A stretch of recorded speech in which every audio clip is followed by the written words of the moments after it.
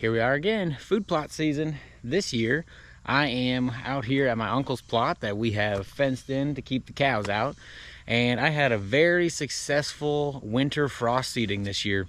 And I have elected to leave this as a clover plot. And I'm not 100% sure how it's gonna go because this whole hay pasture anyway has a lot of clover in it. This is going to be a very dense little quarter acre of Whitetail Institute's clover. So I've had very good luck with clover plots in the past. I've yet to do a solid clover plot out here. However, it's time. I did 4 years of brassicas and it's time for some crop rotation. And I had such a good clover turnout from frost seeding. I was like, okay, this is the year. We're just gonna roll with it. So the pros, obviously I don't have to bring my tractor out here. I don't have to disc up or anything. I don't gotta try to kill this and get this weed free. Well, to an extent. The other pro is that it's already established, so I just have to tend to it, and that's what I'm actually doing today. I was out here about 2 weeks ago, and I sprayed with clethodim out here, and I started to, and that clethodim is just a grass killer, but as you can see, if you get down real close, the blades of grass are all starting to brown and purple, and it's working. However, clethodim only kills grass, so the broadleaf weeds like this guy and this guy are still alive. So that's what I'm out here today. I am spraying the Buterac 200, better known as 24DB. Cannot spray 24D on clover. It has to be 24DB. So I have that mixed in my little spraying rig here behind me, and I kept it a little soft. I did 1 fluid ounce per gallon of water. I got about 11 gallons of water for this little quarter acre food plot, and so I got 11 fluid ounces of 24DB mixed with a little bit of surfactant. And all the surfactant is basically, some people use Dawn dish soap. I do use the real surfactant, and it just basically helps coat the chemical on the weeds, and it will help stick to it and kill it. So again, it's a pretty nice day here in August here in Missouri. It's supposed to get up to like 85. I'm out here just before noon. When you're spraying, you just want to keep in mind, you just want to make sure that your chemical or whatever you're spraying has a good hour to probably at least an hour. 2 hours is probably overkill, but at least an hour of dry time before a rain would fall, and then you're going to be okay.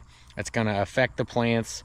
The plants are going to absorb it, take it up, and it's going to kill any broadleafs. Now, the power of 24DB, obviously it just kills broadleafs. It won't kill grass, so that's why you spray these separately. But I've been instructed, I've never actually done it. I know some people do. I've been instructed to never spray them together. Some people have said that they have mixed clethodim and 24DB and try to do it all at once, but I've heard horror stories of people burning their entire fields doing that. So basically, I spray one of the two, grass or broadleaves, whatever seems to be worse, and then about a week or two later, I'll come back in and spray the other. And then that usually cleans it up pretty good. Now, if you can see here, we have a pretty solid, especially on the shaded side, the clover looks pretty good. You know, this is a first year frost seeded plot, so it's not perfect. And I got some liming to do out here still and some fertilizing. So, and we're in the drought season right now. We're at the beginning of August. So typically the water shuts off. However, this year being a clover plot, clover's pretty hardy. So I don't have any plans on watering. I'm just gonna let the good Lord above dump water on this whenever he sees fit. And I can see cracks in the ground now. We are very dry and we still have some green. So if we get, the idea is to get this clover 8 to 10 inches tall and have a good lush clover plot for later this winter. The thicker and taller it gets, some people are so fixated and focused on cutting it short. I'd rather have the tonnage and have more food here because the deer are going to eat it anyway. Actually come a little bit later in August, I do have some clover seed that I'm going to broadcast in here to see if I can get any fresh growth and fresh sprouts to even thicken up some of these bare patches like what I'm standing in right now. So it's not perfect, but for a quarter acre winter frost seeding, I don't know if you can hardly tell the flowers or not, but it came in really well. So it was a no-brainer for me to leave this as clover. And clover has a draw just like anything else. One of the downsides is this plot has been phenomenal for growing massive brassicas. I'm talking like softball turnips and forearm sized radishes, and the deer absolutely love it. And we get so many deer from all over God's green earth, especially in the late season. So I'm curious to see what that's going to do with the deer this winter. But you know, clover has a draw too, so we'll just have to see how it changes the dynamic of this exact property.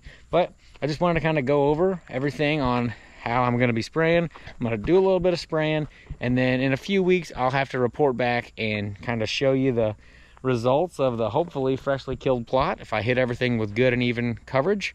And we'll be able to just check in on this periodically. And the seeding and the fertilizing, that'll come just a little bit later, and I'll try to do those just before a rain event, to try to help obviously the clover seed to pack into the ground and to start to grow, and then the fertilizer to obviously release its nutrients to the clover to hopefully spring it up and grow even more. As I've gone over in other videos, if you've seen any of them, our little sprayer setup is just behind a little four-wheeler. It basically does the whole path of the four-wheeler, so it makes it real easy to know where I need to drive. So I basically just hit my wheel tracks every time. And in clover, it's pretty easy to see where you're driving. You can use a dye if you want to. It isn't going to hurt anything, but I just find it unnecessary in clover spraying because it's usually pretty long and lush, and you can see your tracks, and it's pretty easy so you don't miss any spots. Again, I just got this little shut-off valve that keeps it from leaking. I opened that up, and I've already got everything mixed in my tank. I came prepared, and I got a little on and off switch that I can hit on and off after I go over a couple of areas in the same spots a couple of times. And I got my fence dropped, so I'm gonna get in here, get lined up in my corner, and start to spray. Before I get the engine started, I will say that I try to keep my four-wheeler going between 3 and 4 miles per hour. It's a plenty fast speed that allows you to kind of move, and also it coats the plants, the weeds that you're trying to spray just fine, and you'll get a good kill at that speed. I like to usually go around the whole plot 3 or 4 times, and then I start doing lines.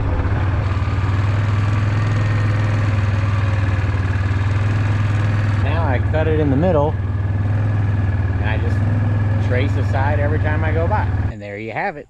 You can see my tracks very easily. Very easy to see where you've been going. Really no dye needed, in my opinion, for clover, at least good thick clover. And my spray tank's empty. So about a 1/4 acre at 3 to 4 miles per hour. Took about 11 gallons, which is perfect. I had that all calculated out from years prior. But yeah, now we just give this a couple of weeks. Just wanted to share a little fall maintenance clover video with everyone. This has been a fun plot to plant, but this year it's not getting anything. It's just staying as clover. And if it's successful and everything goes well, I'll probably leave it as clover next year. But if it totally changes the dynamic, I'll probably, I'll have given it a year by then, and I'll probably put it back in a brassica plot next year. But just wanted to do a little crop rotation and mix it up. The clover will pump some nitrogen back into the ground. So all good things, all good things. There are other sprays out there. I've used IMOX as well. That's kind of like the 2-for-1. It's a little bit stronger, so you got to really make sure that you're not overdoing your measurements on your spray, because I actually nuked a plot this year doing that, one of my better clover plots.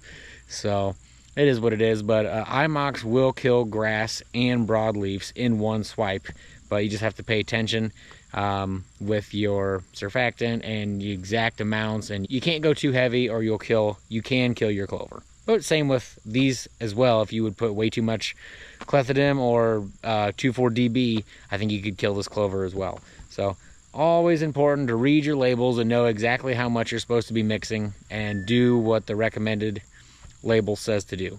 Another big tip is try not to spray your clover when it's stressed.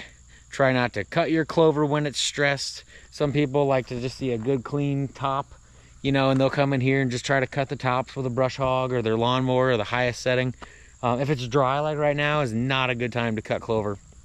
Wait until there's rain coming within a day or two, preferably a day before, if you can get out there.